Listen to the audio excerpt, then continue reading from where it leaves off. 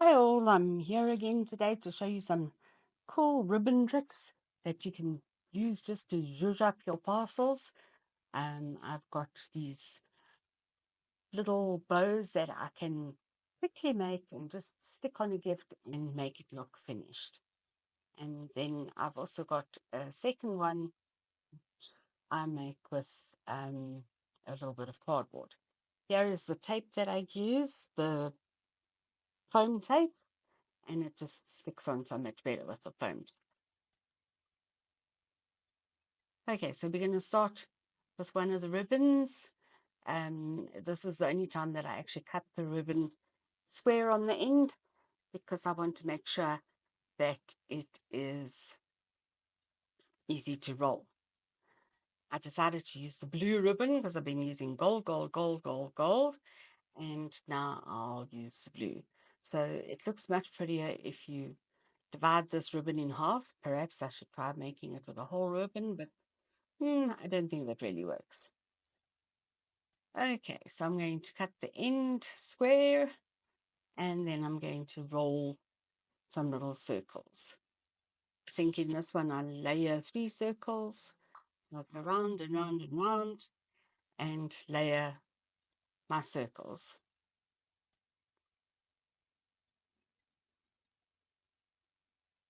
I just make them slightly larger each time and that just adds a little bit of nice flair to the bow. Doesn't look so good when there's only one little circle. Then I take it and I flip it backwards and forwards, just leaving a fluffy end to it so that it looks pretty.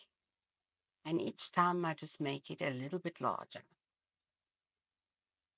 And then when I've got about 3 of these backwards and forwards options, then I'll bash it all together to get it all nicely lined up. And cut it off. And now I'm going to put in my candle to heat up the pin to melt it all together. The florist ribbon is actually plastic, so it melts together very nicely, and you just need to poke the pin through the ribbon a few times. Being careful, of course, not to burn your fingers. Okay, and there we go. There's my ever so pretty ribbon, beautifully made and ready to zhuzh up my parcel.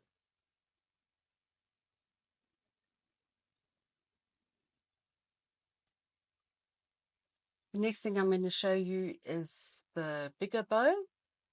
And I always reach for the gold ribbon for this, but let me try something else a little different. Just showing you these bows again so that you can see there was a couple of bows that had 3 circles in the middle, and this one. Okay, now we're moving on to this one, and I'm going to do this with some red ribbon. So I just pull off enough ribbon to make sure that I'm going to have enough, because you can't join the ribbon in the middle. So if you haven't got enough, you're definitely going to have to start all over again. Here I'm showing you that it was 3, but actually I found with the red ribbon that it worked out better to have it wrapped around 4 times. And then the 2 middle bits just make a nice pointy bit to fill the gap in the middle. Cut in the ribbon, and then I'm going to reach for a piece of cardboard to staple it all nicely together, keeping the ends nice and rounded and fluffy so that we can have a pretty ribbon at the end. There's the cardboard and my stapler, and I'm just going to staple my ribbon to the cardboard. The cardboard is just big enough to make it easy for you to staple, and then once you have actually finished the ribbon, you can go and cut off whatever you don't need. And cardboard can be used as the base for the foam tape to stick to to be able to stick it to the parcel. Okay. Staple the other one, and it looks like a little boat, the gondola boat. Going to Venice, going in a gondola. I should call this the gondola ribbon. And then I pull out the other side. And look how amazing it looks. You just need to make sure that all the little bits are all nicely fluffed out. And then we can stick that on our gift. And look how beautiful it looks. And once again, the foam tape to stick it on. If you haven't got the foam tape, you can use double-sided tape. But sellotape is a little bit difficult to use because you have to try and get it through the middle of the ribbon. Doesn't really work. Okay.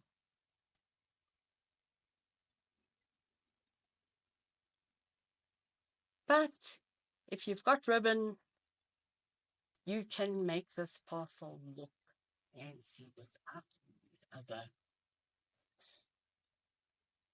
piece of ribbon, always starting at the top. I used to start at the bottom, and then I couldn't figure out why my fanciness was on the wrong side. I fold the ribbon at right angles to each other to go back around the front again, and then tie a knot.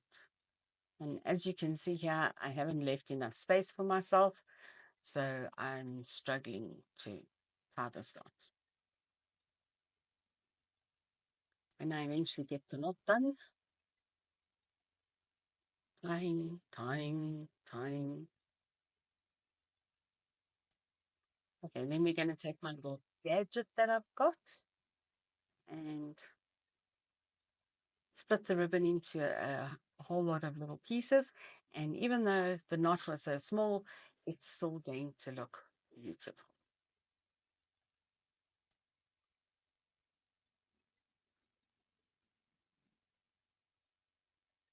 There we go, all nicely tied. And then I grab my little ribbon splitter. So you don't actually need one of these. You could just take a pin and split it for yourself, but this just makes it so much easier. This little ribbon splitter has been in the family for many years, and I keep on losing it and finding it and losing it and finding it. And I think I'm going to go to Temu and get a new one just to keep as a spare. So once you've split all your ribbon apart, then you can take your scissors and just make little twirly whirlies with the ribbon. And it just looks so pretty once you're finished. Some people make the twirly whirlies before they split the ribbon. My argument is then all the twirly whirlies are going in the same direction, and I'd rather do them individually and have them spread all over the gift. Thank you for joining me today. See you soon. Bye.